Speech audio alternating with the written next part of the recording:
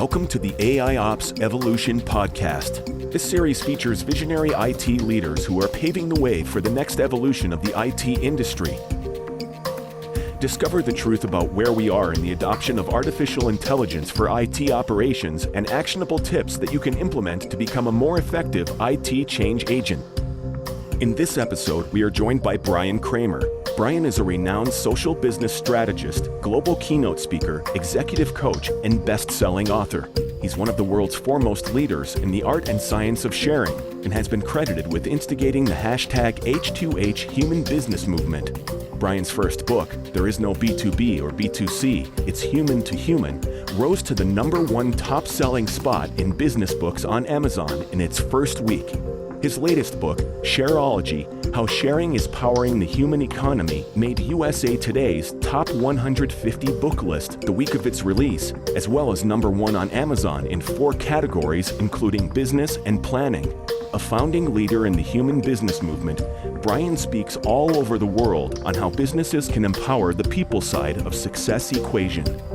Now, let's join your host, Sean McDermott, a mission-driven serial entrepreneur, IT engineer, and AIOps visionary for this exciting discussion. You know, our listeners of our podcast are really IT executives that are deploying technology focused around artificial intelligence and machine learning.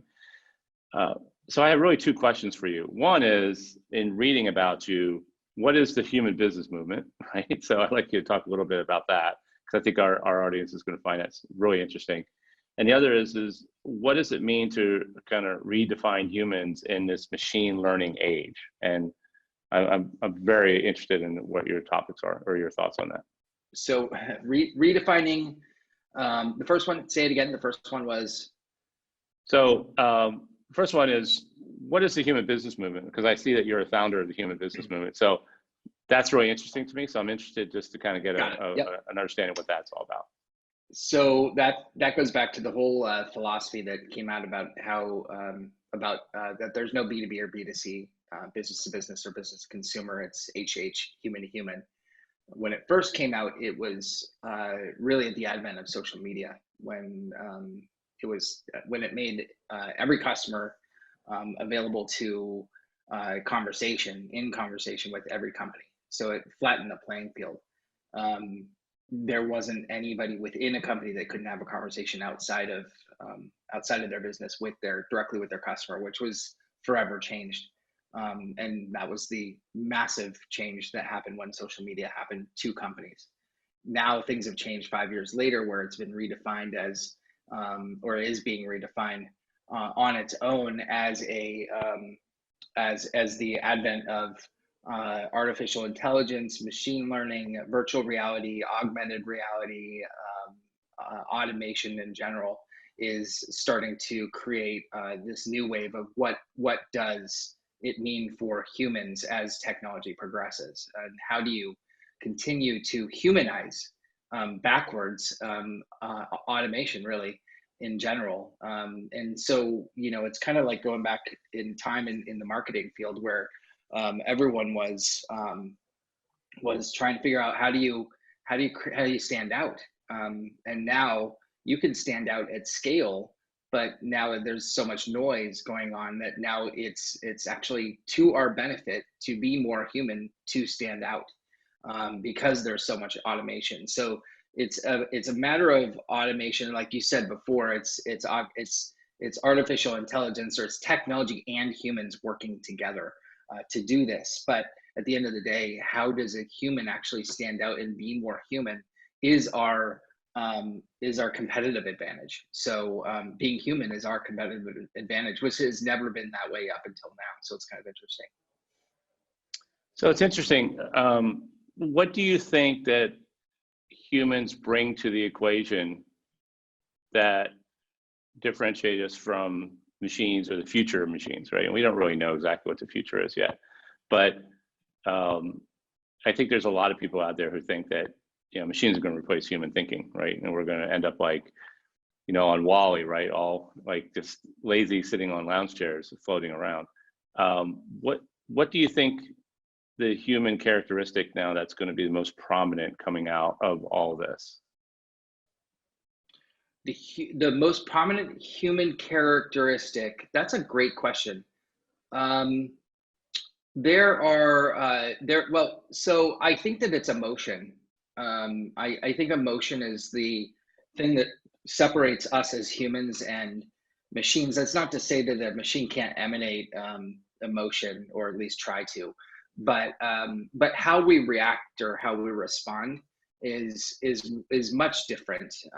We have a uniqueness in what touches us, and we are all so different. And we could both be looking at, a painting and both see different things and have a different emotional reaction to it. How we evoke emotion is wildly different in what we do every day in our personal lives and in business. And so, there are 6 core emotions, and yet again, I'll say that this can be somewhat replicated. It's not.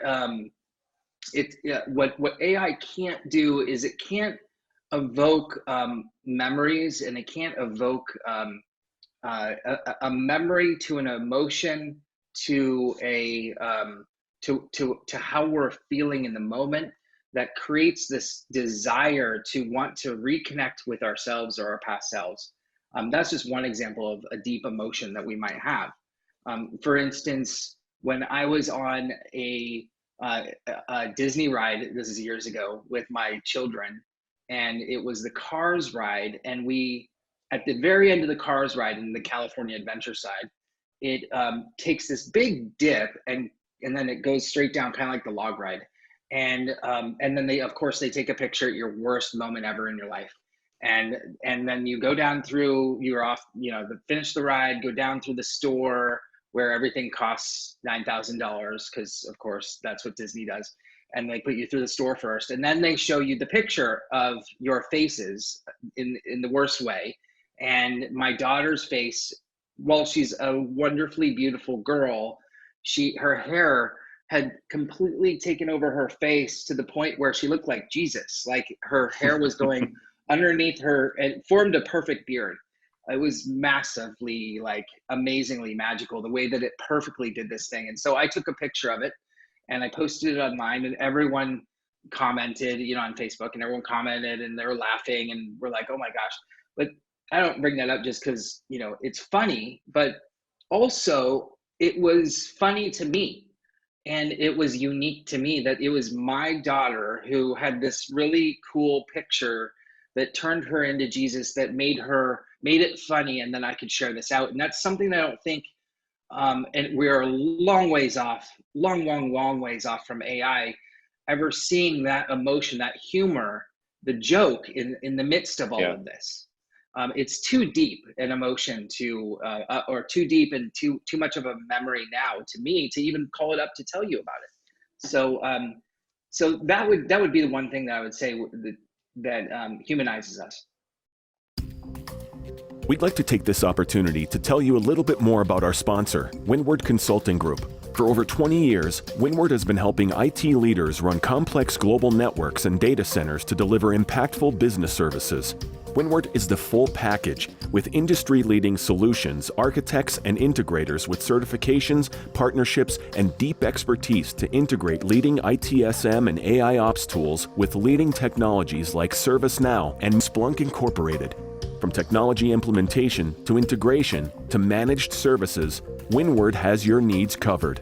With Windward, you get strategic thinking and real-world results. Do you want to see if Windward's A-team is a good fit for your needs? Go to get.windward.com/AIOps podcast to book your discovery meeting today.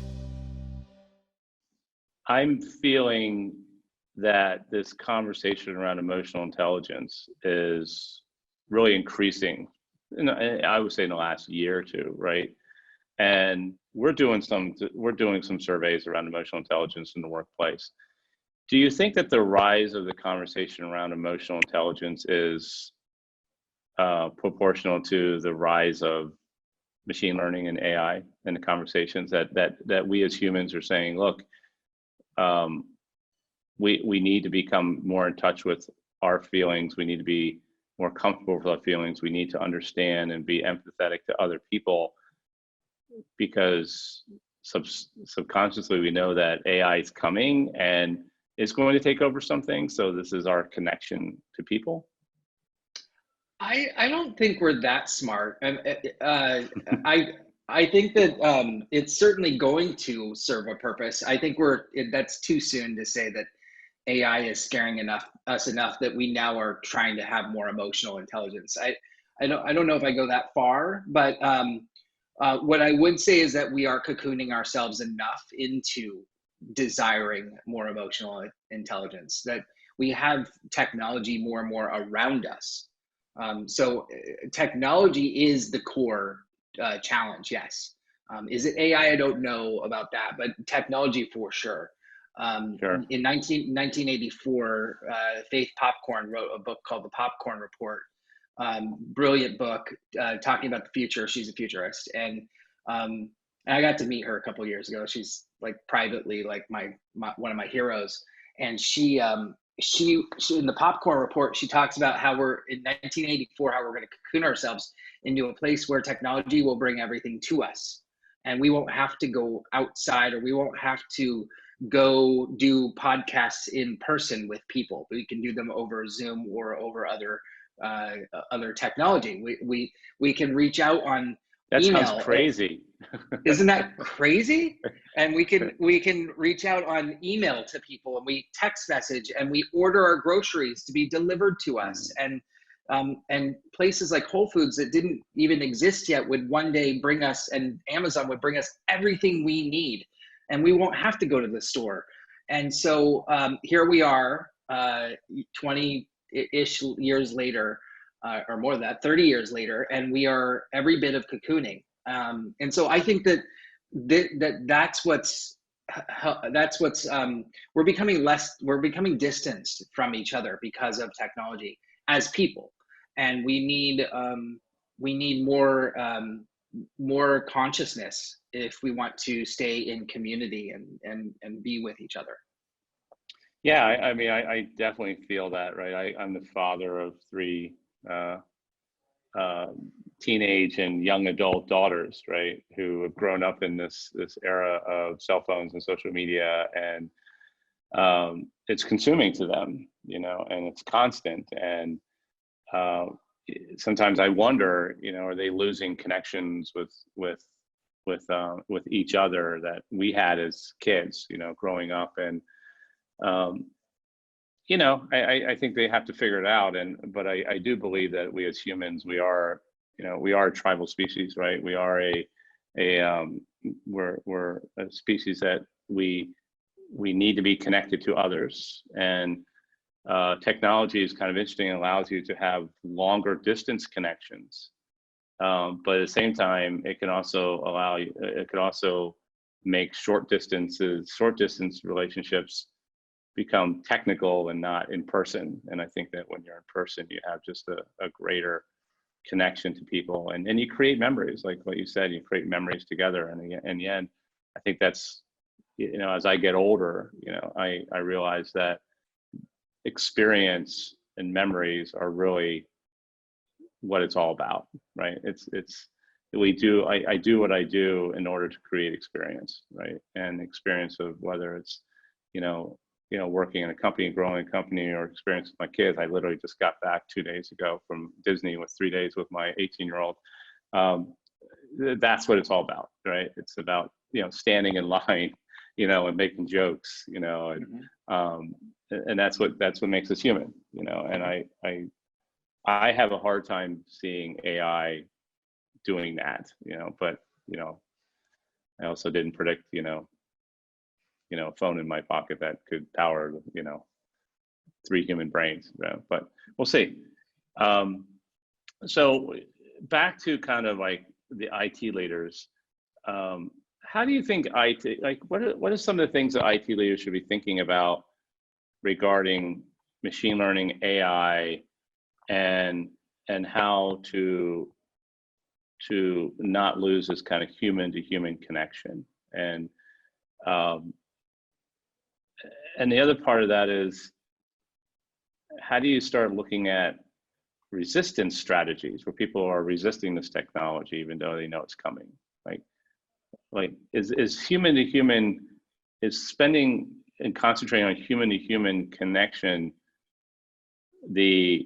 really the solution to resistance of new technologies coming in that people believe will have a negative impact on them? Yeah. Oh man, that's such a great question, and it'll be interesting to see how that plays out. I have my my ideas on it, which is based upon just our core way of being right now. There are three main interactions that are happening right now. There's H to H, which is human to human. There's H to M, which is human to machine, which is something we all do probably all the time, where we just walk up and we put our debit card in an ATM machine and grab money without talking to somebody. That kind of stuff happens all the time. You know, go online, purchase something, never talk to somebody. And then there's machine to machine, which is new. Not a lot of it, but more of it will come. And as an IT person, I'm sure you see this more than I do, which is machine to machine is machines talking to other machines and performing automated tasks. And then eventually they may actually come up with hopefully not, but they may come up with some rule sets themselves, hopefully not their own language, like Facebook did, and we'll be all screwed at that point. But so that I kid, of course. And so I think that based upon those three main core interactions, we have to always be thinking about what is the customer going through. What is it that they desire the most? What are they losing by us putting these technologies in place?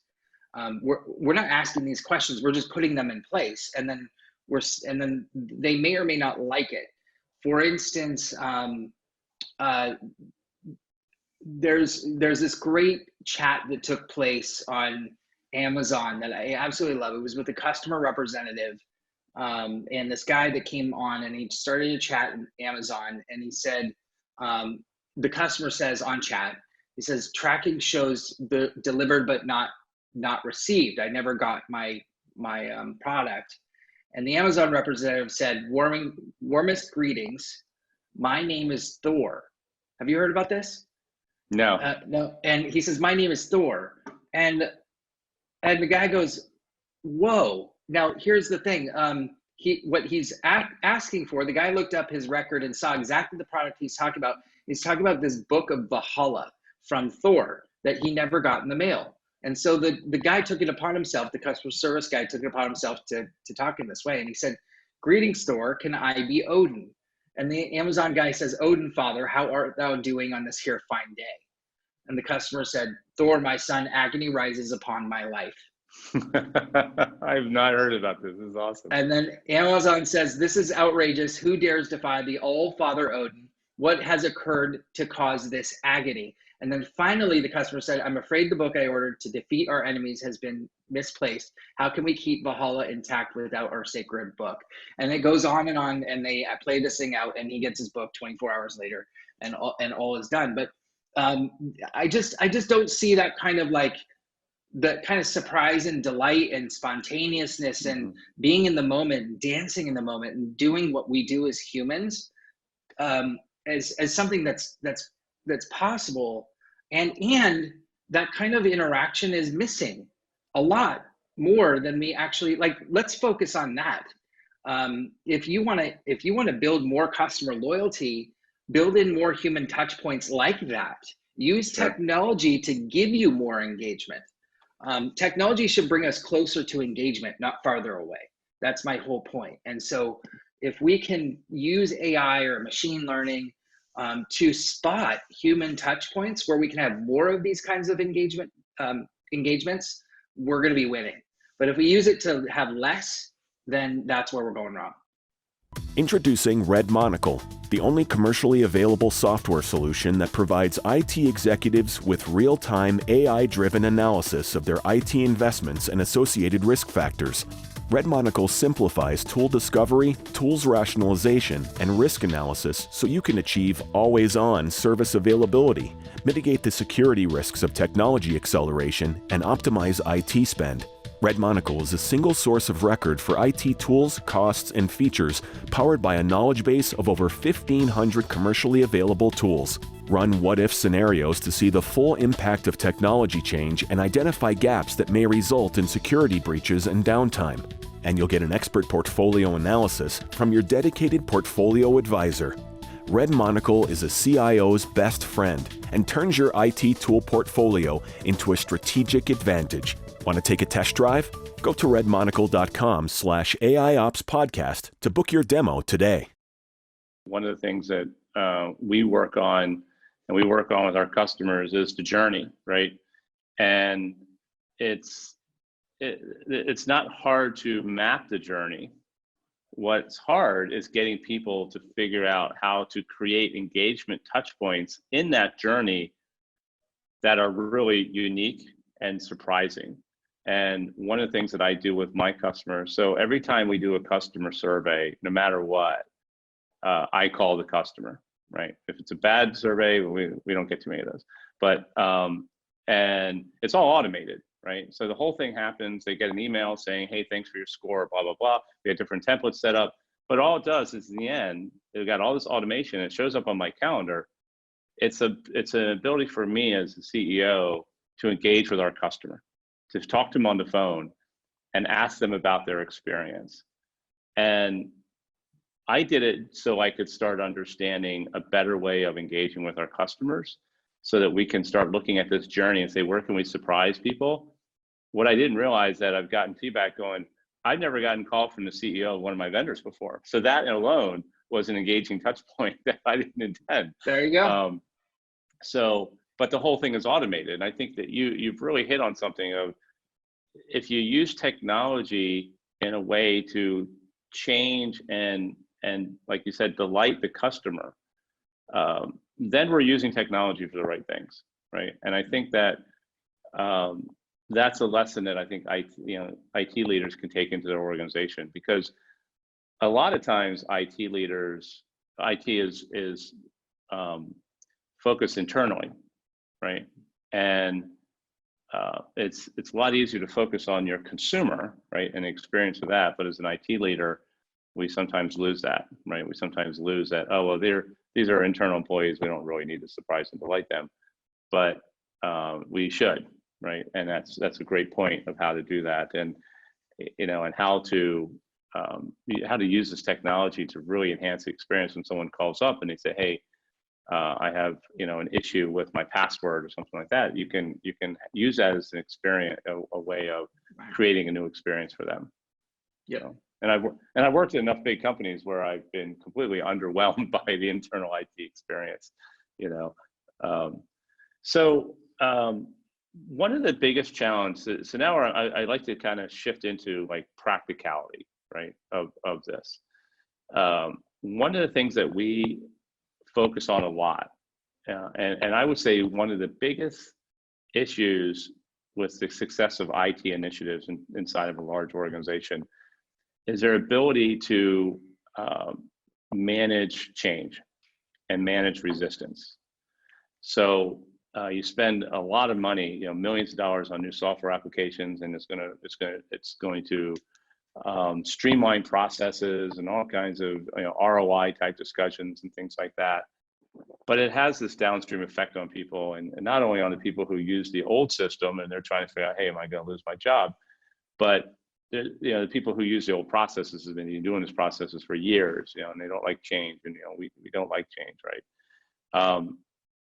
How can people use this kind of human? What techniques do you think IT leaders could use in order to help in the change process? Because like I said, we see this as one of the biggest fail points of IT, is that, and we call it operationalizing a project, that the project gets deployed, but it never fully gets operationalized because people want to adopt it.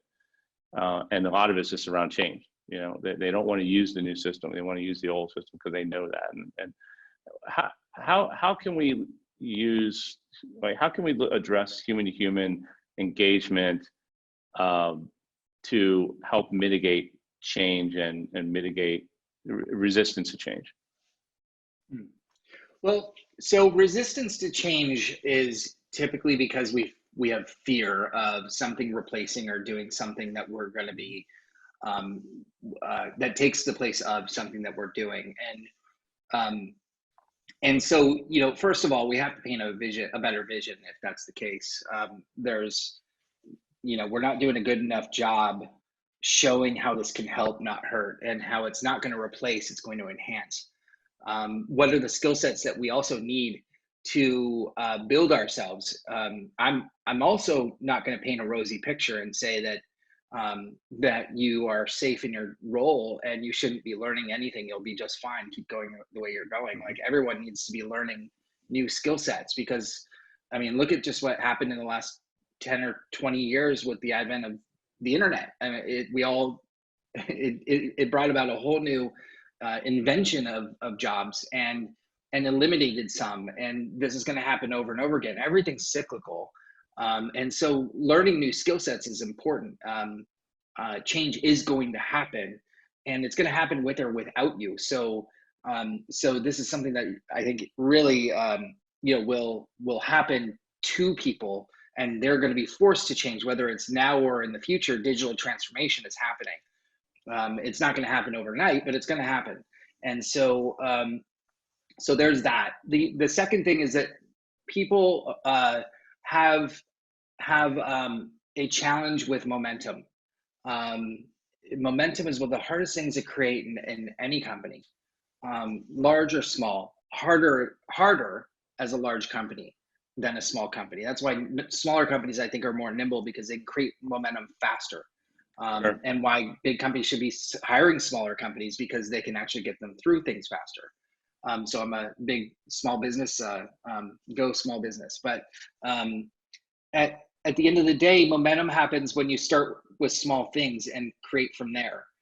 So instead of taking on the world and saying, how can we create this massive customer journey that's going to solve all of our problems, let's start with something small. Let's pick a small milestone that's doable, and get a team together to try something out, and let's learn from each other. And most importantly, let's see how we work together to get this new thing done. So instead of taking on the world of massive change, let's first learn how to be a team on something new in the digital transformation space, or any kind of transformation. And then once we know that works, and we have felt this momentum, we know what's possible, what isn't possible, what we need to add, what skill sets we're missing, all that good stuff. Are we using agile? Do we need it?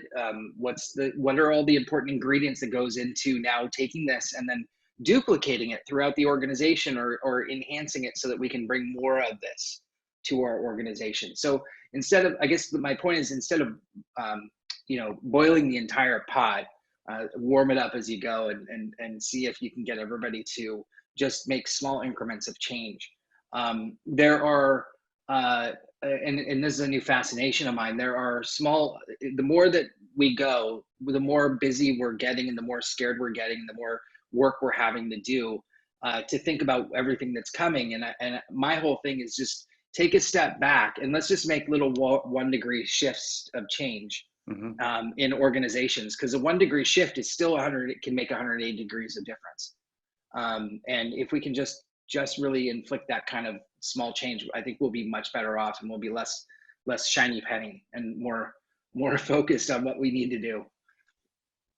Yeah, I think there's a lot of wisdom in that, and we're talking about, you know, I've been focused on that in a lot of areas, both in company and my personal life, of just this whole idea of compounding, right? And making small changes, and because big changes are scary, right? And I mean, everyone, you know, and I know I'm guilty of this. I like to build a big vision and plan, you know, but the execution, you've really got to do it in small pieces, right? And I think that that's where a lot of people fail, right? And they fail in their personal lives, and they fail in initiatives, because it's a human trait, right? I want to lose 40 pounds, and you know, 6 months go by and they haven't lost anything. It's like, well, how about you just focus on losing, you know, a pound a week and it's nice to have that goalpost out there, but in the end, you know, when you lose 10 pounds, you're going to see a difference, and it's going to create that momentum. And I think that sometimes, especially in the IT world, we get kind of, we like the big change, you know, let's move the cloud, you know, and a lot of work gets done in the plan, and people, and the vision's not well articulated, and the why is not well articulated, and everyone's kind of nervous, like, what are they going to mean to me? I'm going to lose my job. And then 2 years go by and you still really haven't made a lot of progress, right? So you created all this, like, you know, conflict in the organization, and anxiety, not really achieved much, you know. So I think that's a great strategy of, and it's one of the things that we talk a lot about our customers, especially when it comes to AIOps, that AIOps is a strategy, right? And one of the first things we say is you got to develop a vision, and that vision, it's a multi-year vision, because the promise of AIOps can't even be delivered today because of the technology is limited. I mean, it's early on, it's really interesting, and we're doing some very kind of contained things in with AI, really machine learning, but the vision is years away, you know. But being able to make small incremental changes to get there, right? And giving people the ability to adapt to, right? And understand that, and helping people understand their path in that, right? So if you're an operations person, kind of to your point, and you're sitting there all day long just kind of clicking the keyboard, you know, you're probably going to be automated out of a job, right? If you want to enhance your skills and become a more skilled worker, there's probably a job waiting for you that may not even be defined today, right? I just had a whole conversation with an analyst yesterday, and we were talking about one of the biggest things in IT is people complain that, oh, you know, this new initiative is we're gonna lose our job. Nobody's really lost their job in IT, you know, but new jobs have been created. You know, like 5 years ago, you were a guy in a data center, and now you might be a cloud cost analyst. That cloud cost analyst job didn't even exist 2 years ago. Like, nobody even knew what it was. Now that's what you're doing. So your ability to adapt is really important. How do you, so going on that, how do you help? I mean, what can you tell an IT leader on how to create a better connection with their staff while they're trying to get some of these visionary things done to alleviate some of the stress? And we talked a little bit about the vision is important. Are there things that, you know, just daily interactions or communication that they could do to help, you know, kind of build that connection with their staff and put their mind at ease? I love that question, and that's, you know, so important. If we're gonna create any kind of change in our organization, if we're not connected to each other and understand what the other person's going through, then we're never gonna be able to adapt and change and pivot and make these kinds of changes, or even just enjoy our daily work. At the end of the day, we just want to enjoy what we're doing, and just and the part of the word that makes that's I emphasize is joy. Enjoy is so important to just waking up and loving what you do every day. And I think that we sometimes get we automate ourselves. We just get up and go to work and do our job and come home and, you know, get out proposals and get out this, you know, the things that it takes to just get it done. But where's the joy in all of that? If you're not enjoying what you're doing, then it's really you're gonna burn out. And there's no reason that anyone should have to burn out if you're really truly loving what you do and who you do it with. And so back to your question, I think it comes down to empathy. I think empathy is the key skill there. If an organization is missing empathy, I just don't see it working. I think there's a lot of companies that you can point to that put empathy in place first before anything else, and said, how are we going to build empathy around a process so that we're always touching back with people to see how they're feeling or doing, and getting that kind of feedback. And if you can step into the other person's shoes and know how they're doing, then you're being a great leader. The minute you Mhm. stop doing that, then you're losing touch, and there's no connection there. So empathy for your employees, empathy for your customer, empathy for your boss, empathy for everybody. It's a skill that's lacking in so many different areas. And it sounds like it should be easy, right? Like just ask the other person how they're doing, and actually listen to how they're doing. But we are moving so quickly I in think our. the hardest thing to do is making the time, right? Because in the end, that's probably our biggest enemy, right? Is time, and making time to sit down and have that conversation with your staff. How are you doing? And then teaching them how to do it. Yeah, emulating it. And the interesting about time is, have you ever been in flow where you're sitting at your desk or you're sitting somewhere and something just comes to you and you're able to get it out really fast and it just works Hmm. so easily, and you're like, wow, how the heck did I just do that? It's like almost you're driving on the highway. You don't know how you were driving the last 5 minutes. You just forgot you were driving. Yeah, Um, yeah. and and and that Or it's you go to work on something for an hour and 4 hours go by and you're like, what happened? Yeah, Yeah. exactly. And then there's the opposite where you're like, I cannot wait for this day to be done. It could not end sooner.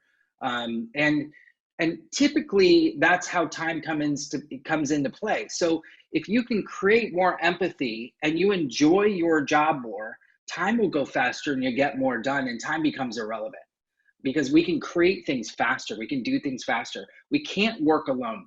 Working alone does not make things faster. We have to work with a team. There's no business that survived that built itself without somebody else or at least a team of people supporting it. And so if in order for us to create something great, we've got to create more momentum. We have to create more empathy, and we have to do it so that we are all enjoying what we're doing. And when we combine those different elements, time is irrelevant. It becomes so much easier. I'm not saying you're not going to have your bad days and want the day to be finished faster, but it will happen less and less. Yeah, good. So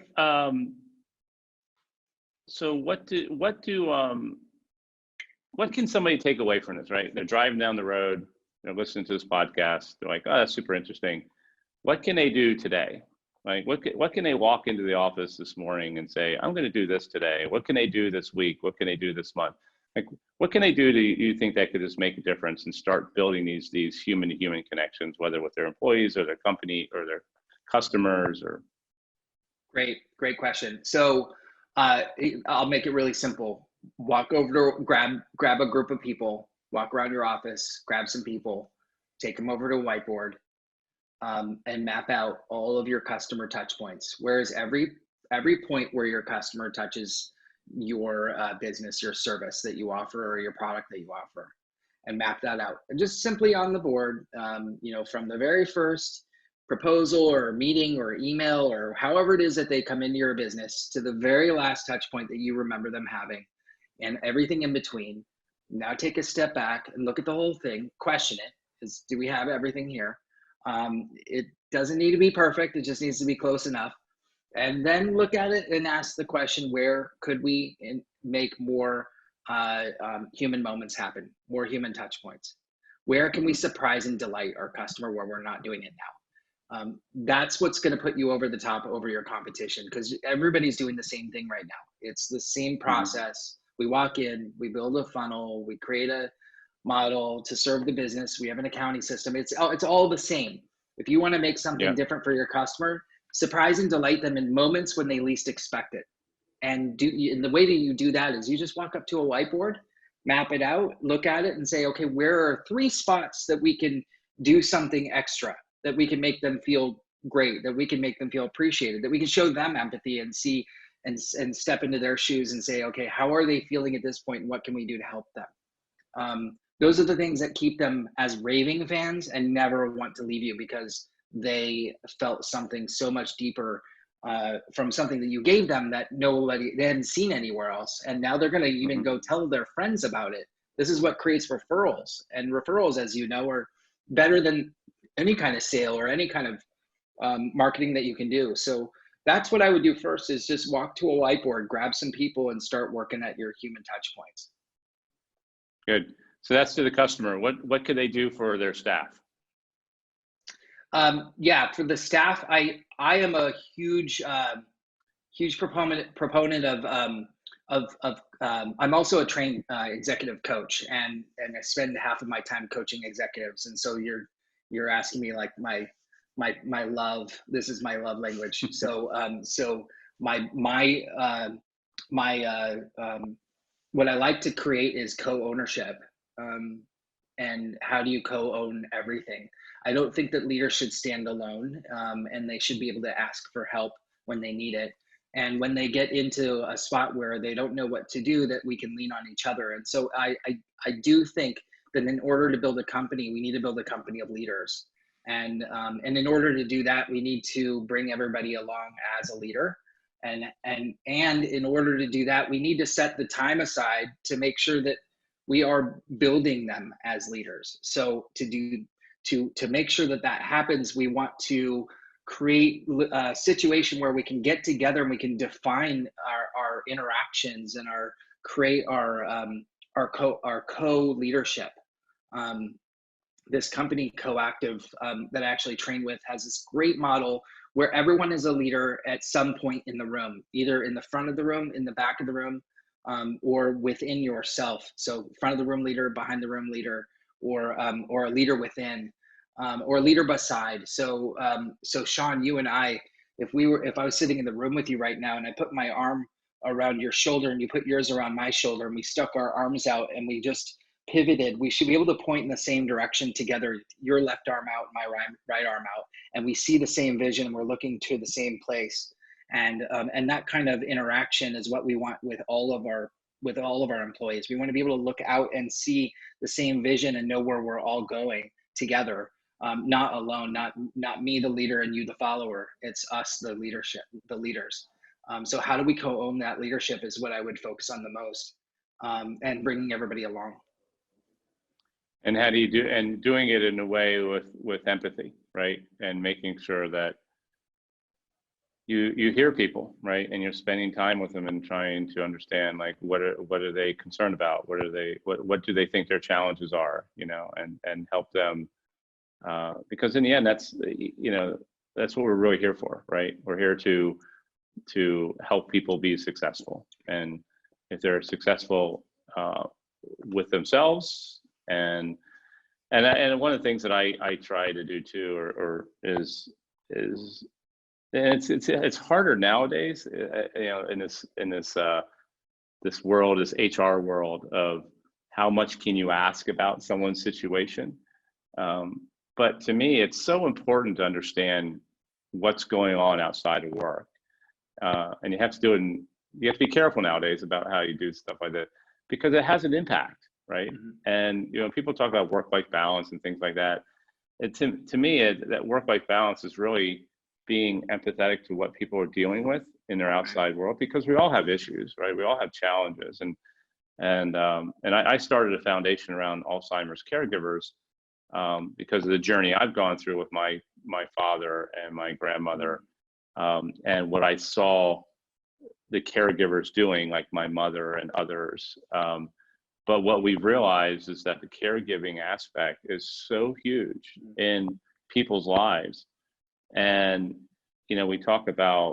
companies talk about, mental health and physical health and things like that. But a lot of times these people are taking care of other people, right? Mm-hmm. And being flexible in that and understanding and say, okay, what do I need to, how can I help you be successful on that side so you're more successful on this side? That to me is work-life balance, right? It's not necessarily counting hours that you work per week. It's being understanding and flexible of how we can work together to fulfill all aspects of your life, because and not just saying, well, as long as you get here at 9 and leave at 5, we're good. I think that's a recipe for frustration eventually, right? So, but that's hard to do now, right? It's getting harder, you can't ask certain questions now and things like that. But yeah, we as leaders need to figure it out, though. We really do. Yeah, I mean, the number one tool we all have, that we can do legally and without challenge, is listen. There's nothing that will ever stop us from just planting ourselves and listening. And that I think you said this before, is time is not always on our side, but when we embrace time as a tool of actually, like, if I am listening, maybe this is actually more important than the next hour of, like, us having to rush toward the next project or do something, because it's going to help us all be better as a team versus being frantic and not understanding the other person and where they're coming from. I think, obviously there's an obvious choice there that could work itself out. The other thing is, as you're talking, I want to make sure I say here, just at least for anyone listening, is that there's 3 core tenets of, and I talk about this in my book, of being your most human self, or your business being its most human self. And that's both internally and externally. The 3 tenets we talked about, one of them, which is empathy. The second one is simplicity. And the third one is imperfect. And these aren't being those things, they're embracing those things. And when you think about a business that you love, it usually has one or two of those things. Rarely do any of those businesses have all 3. Apple is a simplistic business. It embraces simplicity. We know all their products. We know what they do. It's very simplistic. Amazon is empathetic towards its customer. Now, you could argue that it's not in certain cases, but it takes back all its products in a return exchange, no problem, no questions asked. That's being empathetic towards the customer in one way. And then imperfect is like when a business screws up and they just immediately come out and say, we screwed up. We're embracing it. We're embracing imperfection. We can do these 3 things as people too. If we're embracing imperfection, we embrace that our employees are imperfect. If we think that they're going to be perfect all the time and we're not listening, we're not having empathy, then it's never going to work out. So that's why we want to embody what we want our business to have, which is simplicity, empathy, and imperfection. We want to embody that ourselves. Sure. We want our business to do that same thing, so the brand stands on its own and has those things as well. Yeah, no, I love that. I love that a lot. That's a great way to, it's actually a great way to end this podcast. I think that, really kind of walking away saying, how can we look at ourselves and understand that nothing is perfect, right? And I talk about that a lot. It's interesting, I have this, I say this to a lot of my customers. I said, our relationship is not defined by our success. Our relationship is defined on how we deal with issues, because there will be issues, and how we as 2 people deal with those issues and communicate and listen will define our relationship. And I've embraced that. I've over the past few years gone through some things, and I've embraced that in relationships too, saying, look, relationships are not perfect, and how you communicate and how you work through issues defines the relationship. And I, as a father of 3 daughters, my youngest is 18, my oldest is about to be 22. You really have to embrace that and say, you can't go into it being judgmental. You have to check a lot of things that you just want to say, but you in the end you just have to listen. And what I've and trying to go in with an aspect of listening and calmness and things like that, and embracing the fact that you have different opinions on things, and we just have to work through it. And a lot of it comes through, and a lot of times it comes through not the answer, but the answer to the 4th, 5th, and 6th question that you're asking, because that's where truth lies. It doesn't lie in the first question, the first answer, right? And I've learned that with 30 years of business and 22 years of kids. The answer is not the first answer. It's, you got to dig a little deeper, and that takes asking pointed questions. It takes listening to the question and trying to go deeper on the next one and finally get to really what the truth is. And when you figure out the truth, actually a lot of times things are easier to fix if you just understood the truth of it all. So excellent. So I am reading your book now, Human to Human. So I'm pretty excited about that. I'm also reading a bunch of your blog posts. I just read a couple about self-deprecation, which I thought was really interesting. Where can our listeners find more about you?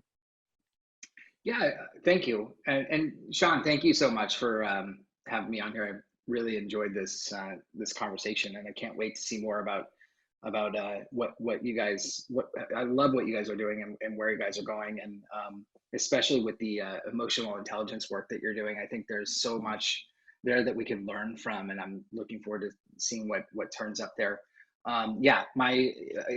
Very easy to figure out where to go. It's at bryankramer.com, Bryan with a Y and Kramer with a K. And then on all social media / or at Bryan Kramer. I'm the HH guy, so you probably get a reply back, and in real life, it'll really be me. And it won't be some AI chatbot. Yeah, and then who knows? You may send me something, I'll send something, then you'll send something, and before you know it, we'll actually be having this thing called a conversation, and it'll be really cool. So thank you so much. I appreciate it. Thank you for joining us in paving the way for the evolution of AIOps and the next generation of IT innovation.